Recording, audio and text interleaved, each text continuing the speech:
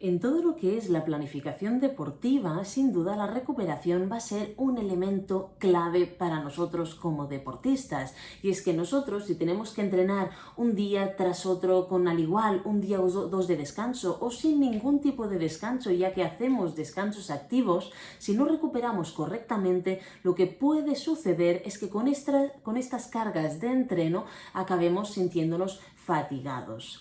Una planificación de entrenamiento correcta no solamente implicará unos métodos de entrenamiento y cargas adecuadas unida a un correcto descanso de nuestro cuerpo, teniendo en cuenta la individualización de cada uno de nosotros, sino que también tiene que evitar que nos sintamos cansados, cargados, que realmente estemos fatigados de un día a otro. Al final, situaciones de fatiga, tanto física, psicológica y con un empeoramiento de la recuperación por una mala gestión de la nutrición cuando terminamos los entrenamientos, lo que puede provocar realmente son a errores que nos lleven a lesión, a sentirnos mal, incluso a tener que abandonar nuestra actividad deportiva, cosa que como deportistas y apasionados del mundo del deporte y nosotros como nutricionistas deportivos es lo último que queremos realmente.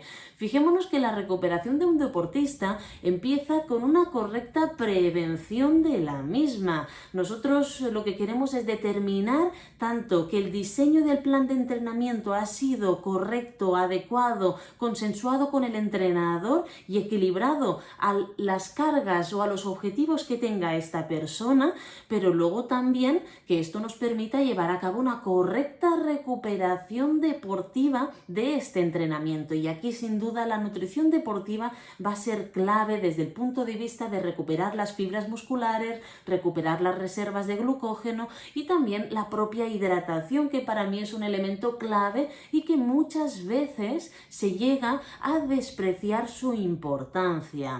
Además de hacer frente a todas estas cargas de trabajo y recuperarlas correctamente, intentar alimentarnos de forma adecuada para que estemos al 100% entre nuestros entrenamientos, hay algunos métodos físicos, mecánicos, también dietético-nutricionales y de suplementación que pueden ayudarnos a mejorar todo lo que es la recuperación de nuestros entrenamientos.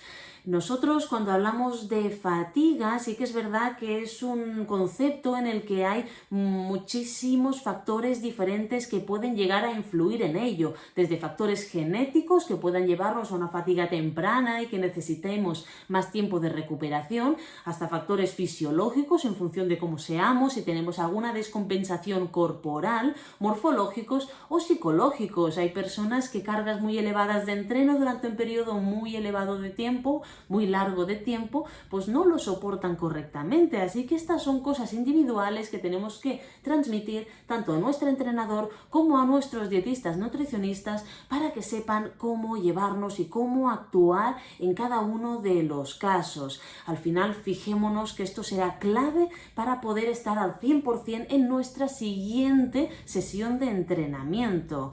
Nosotros cuando trabajamos con cargas físicas sí que puede inducir a fatiga al final, es una condición que sí que se dice que es necesaria para conseguir ciertas adaptaciones, pero es un concepto etiopatogénico como se llama y que tenemos que analizar muchísimo porque no existe un solo tipo de fatiga, sino que existen 3 tipos de fatigas diferentes. Hay lo que se le llama la fatiga aguda, que podemos ver en esa sesión individual de entrenamiento, es esa fatiga que nos provoca un entrenamiento concreto, como pueden ser ese entrenamiento de series intenso, de series encuesta, ese entrenamiento de hacer un test para ver en qué situación estamos, en el que realmente llegamos al final del entrenamiento y decimos, ostras, qué cansado estoy, ¿no? Realmente estoy fatigado, pero esto si se recupera bien, al día siguiente, en 24-48 horas, tenemos que estar al 100% otra vez.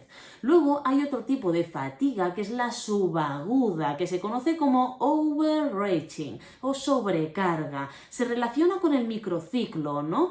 Entonces, estas dos primeros tipos de fatiga se catalogan como fatigas transitorias. La primera es un tema de protección de nuestro organismo que tiene frente a sesiones muy duras de entrenamiento, y la segunda sí que va acumulando entre sesiones una fatiga residual. Lo que tenemos que tener en cuenta es que si nosotros tenemos un buen plan de entrenamiento y una buena alimentación, podemos llegar a mejorar muchísimo estos dos tipos de fatiga y que pasen muy desapercibidos. Sí que es verdad que la fatiga es necesaria para conseguir algunas mejoras a nivel físicas, pero al final no tiene que afectarnos a nivel corporal de una forma en la que no seamos capaces de hacer al 100% la siguiente sesión de entrenamiento. Y ahí está cuando aparece la fatiga crónica, que aparece en los mesociclos, ¿no? En estos ciclos ya de grandes entrenos se dice que es las fatigas más por supercompensación, ¿no? Una fatiga que se ha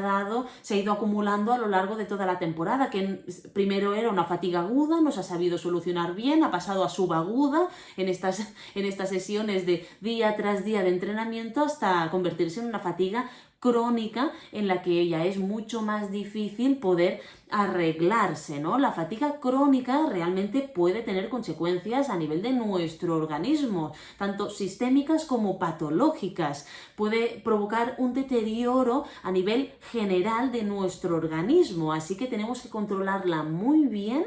Y realmente cuando suceda esto, que le llamamos comúnmente de forma vulgar, pues el síndrome del sobreentrenamiento, poder decidir parar en algunos momentos este entrenamiento que tenemos para poder solucionar esta fatiga y que no se vea reflejado en nuestra salud, porque ya sabéis que sin salud al final tampoco obtendremos un correcto rendimiento, y aquí en las sesiones de recuperación es cuando más lo podemos ver.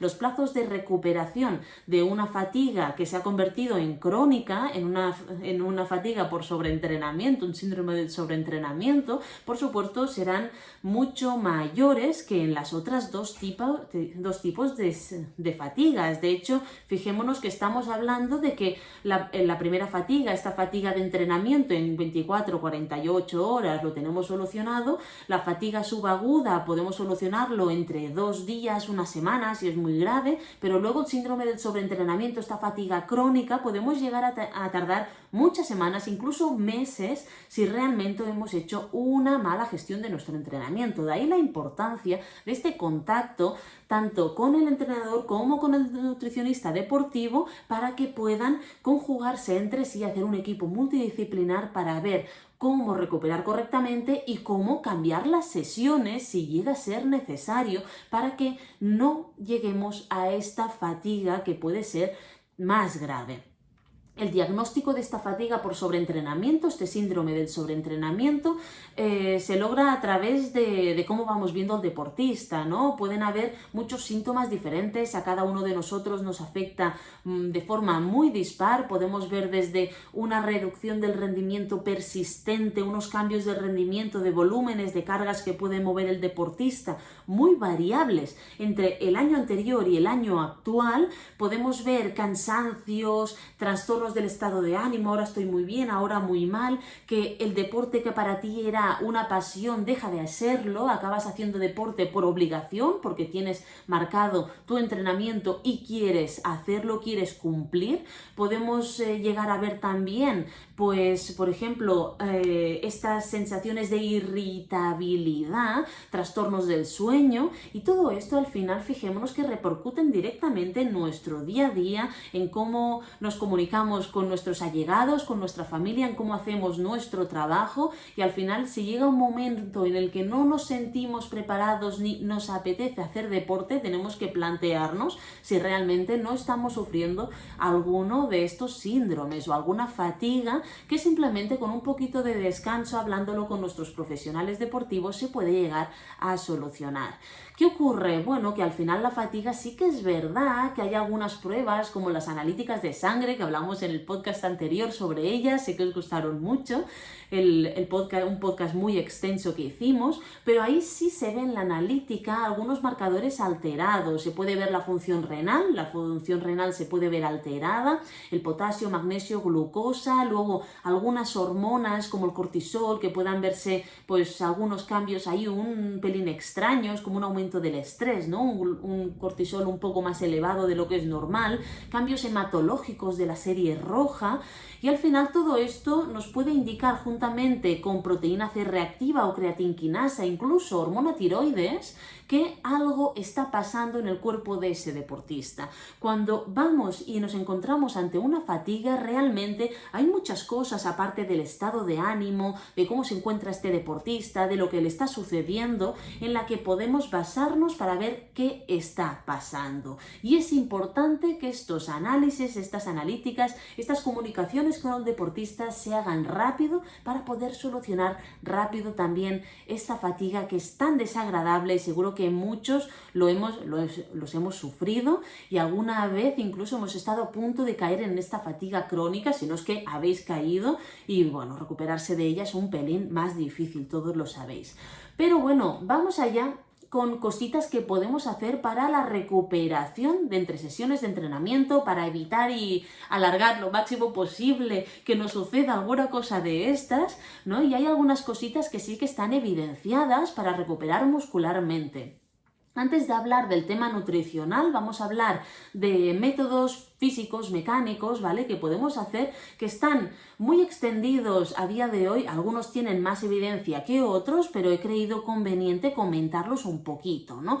De hecho, uno de ellos es el masaje terapéutico, masaje deportivo, o simplemente ir al fisio, hacer unas sesiones de descarga después de cargas muy elevadas o competición. Sí que es verdad que hay algunos estudios en los que se ve un efecto positivo en estos masajes deportivos, masajes de descarga, en los periodos de recuperación justamente después de la carga deportiva. Así que ahí pues podemos concluir que el masaje terapéutico, el masaje deportivo, sí que en estos momentos justamente post-entrenamiento, post-competición está evidenciado, se han visto evidencias, pero sí que es verdad que más allá de ahí pues no se han visto tantas evidencias y todavía hay que estudiarlo un pelín más. Así que, oye, sabiendo esto, pues aprovechemos a los fisios, a los masajistas que están de forma habitual después de una competición, ¿no? Pues cuando lleguemos a meta vamos ahí, que nos descarguen un poco las piernas, que eso al menos sí sabemos que hay evidencia científica real al respecto.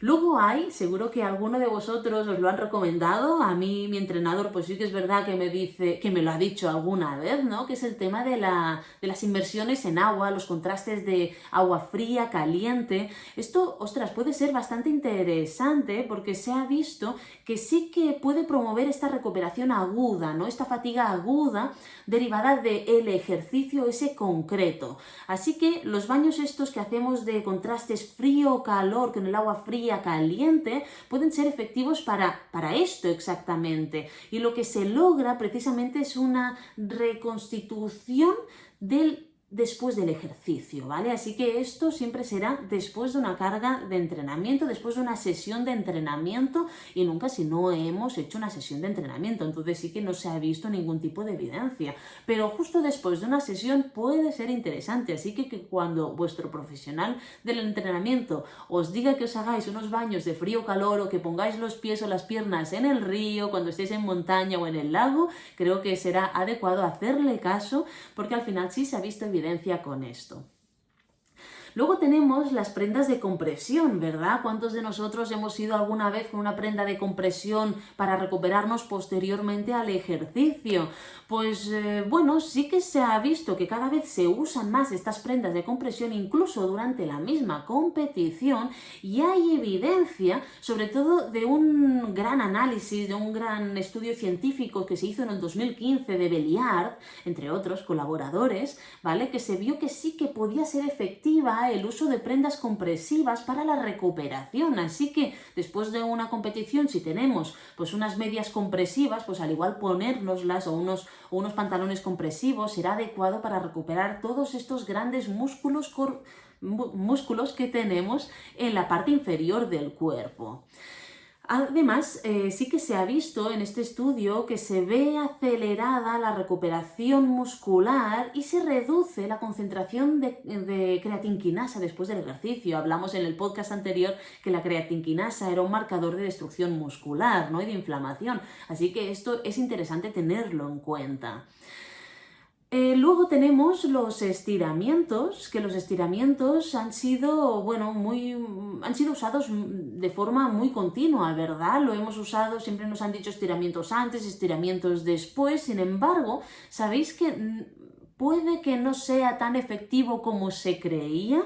De hecho, analizándolo, se ve que puede ser efectivo como un método de calentamiento previo, pero que a nivel de dolor muscular no inducen a ninguna mejora. Esto creo que al final se tiene que estudiar todavía un poquito más. Además, es algo muy subjetivo. Sí que es verdad que lo que van a ayudar los estiramientos es a mejorar la flexibilidad. Por lo tanto, a nivel de posicionamiento corporal nos va a ayudar, sobre todo en corredores que a veces acortamos un poco la zancada, ¿no? Entonces sí que será efectivo, pero lo que he visto en la mayoría de los estudios científicos es que no recomiendan hacerlo junto con las sesiones de entrenamiento, sino alejadas de entrenamientos o competiciones. Es decir, pues tú al igual puedes entrenar por la mañana, hacer los entrenamientos por la tarde habiendo recuperado bien, o en el día de descanso marcarte una sesión de flexibilidad, ¿no? Entonces es interesante porque esto hasta a mí me chocó cuando empecé a buscar estudios para hacer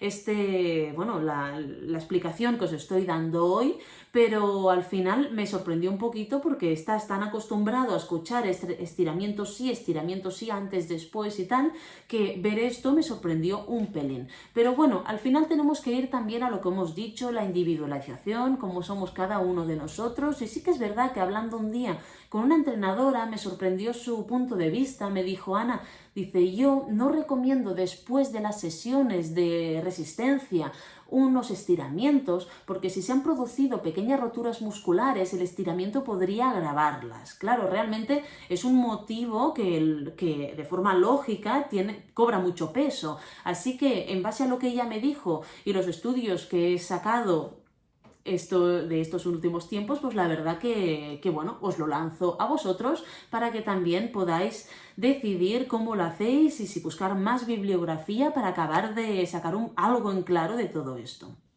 Y luego, fijémonos que se ha puesto muy de moda todo lo que es la electroestimulación. Es una técnica que está creciendo muchísimo últimamente, en los últimos años. Yo creo que muchos de nosotros tenemos un aparato de electroestimulación en casa.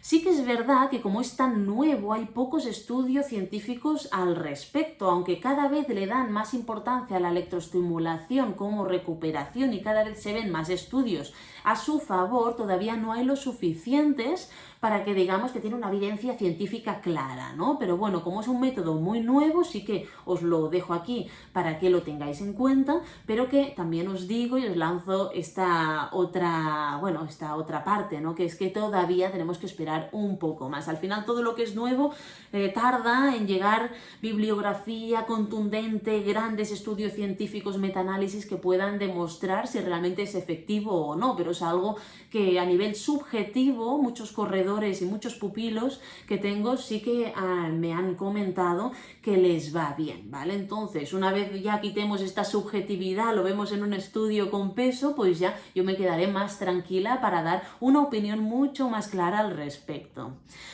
Luego, ahora sí, después de haber hecho toda esta explicación de la fatiga, de cómo se produce, de métodos para mejorar la recuperación post sesiones de entrenamiento, vamos a lo que nos incumbe, ¿no? Que es precisamente estas ayudas dietético-nutricionales que podemos usar en nuestra recuperación del día a día o de sesiones de entrenamiento semanales o como nosotros lo hagamos, ¿no? Al final siempre os he dicho que la nutrición, la hidratación, la suplementación, si se necesita, es completamente clave en el proceso de recuperación. Al final, fijémonos que el recuperar adecuadamente a nivel de alimentos va a favorecer que nuestras estructuras corporales se recuperen mucho antes y que podamos estar mucho mejor nutridos para la siguiente sesión y no sentir este cansancio tan acusado que muchas veces me decís: Joana, es que no tiro, ¿no? Es que me cuesta tirar, me cuesta avanzar, me cuesta hacer el entrenamiento, y simplemente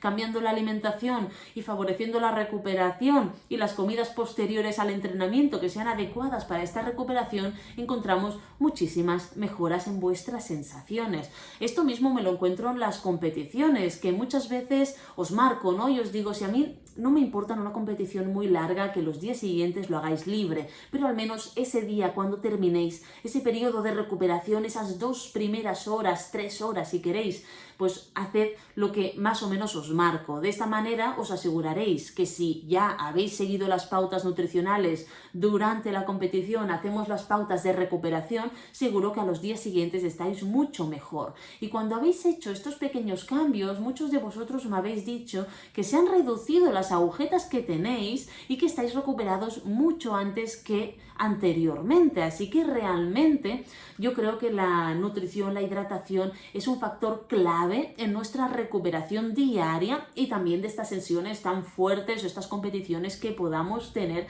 a lo largo de nuestra temporada deportiva. Ahora, teniendo en cuenta que a nivel general se recomienda pues tomar entre 50 a 90, ahora se habla de 120 gramos de hidrato de carbono en estos ejercicios que superen las 2, 3, 4 horas de duración, ¿no? De larga distancia. Muchas veces el deportista termina estos tipos de ejercicios y dice, vale, ya está, ¿no? Y la recuperación pasa a un segundo lugar. Sí que es verdad que la alimentación durante nuestras sesiones de entreno va a ser básica para la recuperación posterior, por supuesto, pero no podemos dejar de lado lo que es la recuperación propia del deportista después de la sesión del entrenamiento. A mí no me vale de nada que lo hagas muy bien durante una competición de 2, 3, 4, 5, 6, 10 horas, si luego las 2 horas posteriores, que son las más importantes para esta ventana metabólica, nos cargamos todo lo que hemos hecho durante la competición. Sé que hay muchas ganas en esas 2 horas de hacer otras cosas, de tomar alcohol incluso como celebración, ¿no? De estar con los amigos, de tomar ciertos productos que al igual no son tan saludables, pero siempre mi reflexión es, a ver, muchachos, muchachas, ¿verdad que nosotros cuando terminamos una competición lo más habitual es que sigamos en zona de meta, esperando a los amigos, hablando con la familia, y que sin querer nos puede pasar perfectamente una hora, hora y media, y con la emoción que llevamos encima, y muchas veces esta propia emoción hace que tengamos inapetencia?